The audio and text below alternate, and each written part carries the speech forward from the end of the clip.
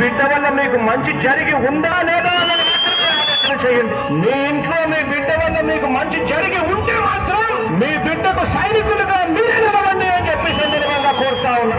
ఇచ్చిన మాట తప్పితే ఓటు మీ యొద్దని చెప్పిన దమ్మున్నడు జగను.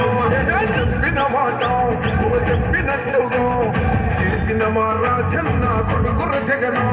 ఏ కష్టం రావద్దని పేద గుండెకు ప్రతి పథకం పంపిండుల గడప గడపకు.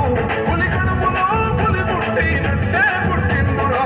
జెండలు జత కట్టడమే మీ ఎజెండా, జనగుండల గుడి కట్టడమే జగను ఎజెండా. బలిరా బలి బలిరా